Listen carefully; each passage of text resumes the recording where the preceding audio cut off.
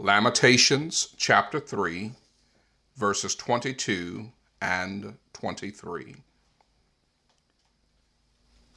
During the recent stay-at-home order, many of us have found ourselves doing things that have been undone for quite some time. Perhaps pulling weeds in the garden, cleaning out the attic, painting the spare bedroom, or something of that nature. Many others have reported that they are dealing with thoughts that perhaps they've not dealt with before because they have been so busy in the hurried pace of life and distracted by the many things on their schedule. Now that their schedules are not as busy, their comings and goings have ceased to be as abundant as they have been in the past. They find themselves thinking a lot. Some of those thoughts are good, and at other times they find themselves thinking about life, their choices. They think about whether or not this is the end. Will they contract COVID? Will they face their inevitable demise sooner than they thought? This causes them to rethink the past, to evaluate the present, and wonder about the future. So many people, in fact all of us, come to the realization that we've not always done everything the way we should have done. We've not always made the best choices, and we've not always experienced the most idealistic outcomes. What we must learn is that each day that we live, God gives us the privilege of resetting the button and being able to start all over. In fact, Lamentations chapter 3, verse 22 and verse 23 reads, "It is of the Lord's mercies that we are not consumed, because his compassions fail not. They are new every morning. Great is thy faithfulness." Every day that we open our eyes, we are a recipient of more of God's compassion, more of God's mercy. Every day that we open our eyes, we get a privilege that can never be given again, and that is to use that day to the benefit of God's glory.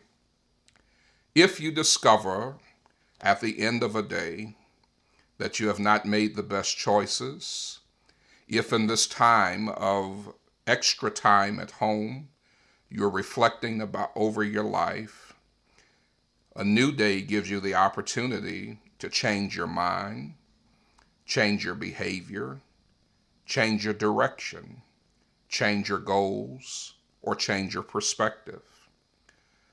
Our minds lead us down a certain path, and if you don't like the path, we need to change the mind. Our behavior is not always consistent with our intentions. A new day is another chance to change behavior.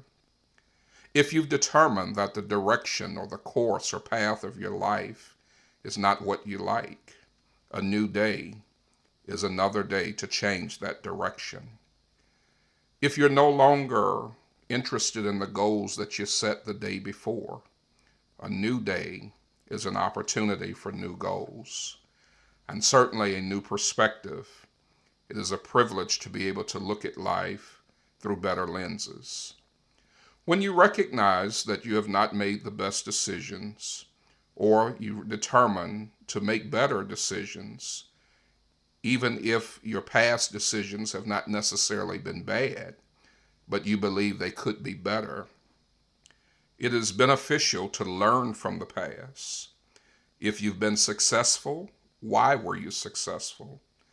If you failed, if you made a wrong choice, don't beat yourself up for failure or for wrong choices, but learn why you failed, why those were the wrong choices.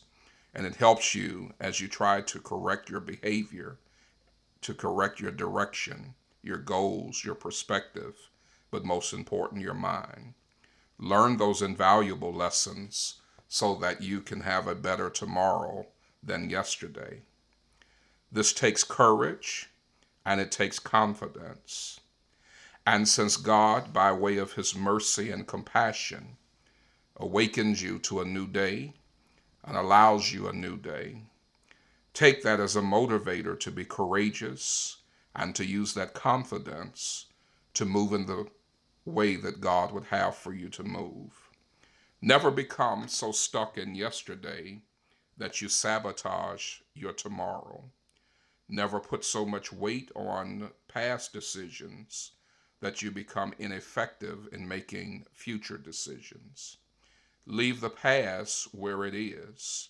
Certainly learn the lessons, but appreciate the compassion that God has for you and exercise that same level of compassion so as to not beat yourself up.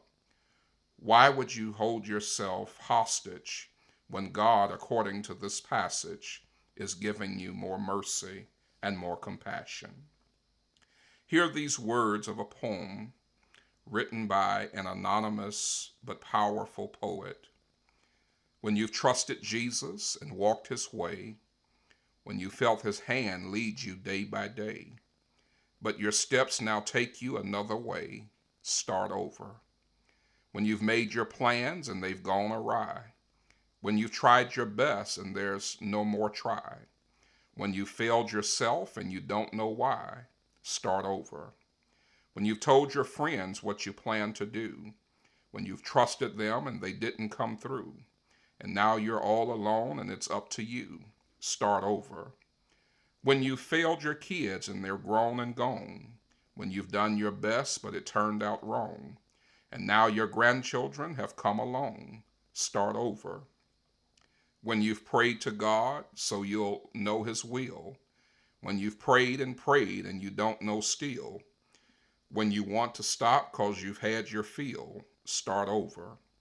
When you think you're finished and want to quit, when you've bottomed out in life's deepest pit, when you've tried and tried to get out of it, start over. When the year has been long and success is few, when December comes and you're feeling blue, God gives a January just for you. Start over. Starting over means victories won. Starting over means a race well run. Starting over means the Lord's will done. We need just not sit here. We need to start over.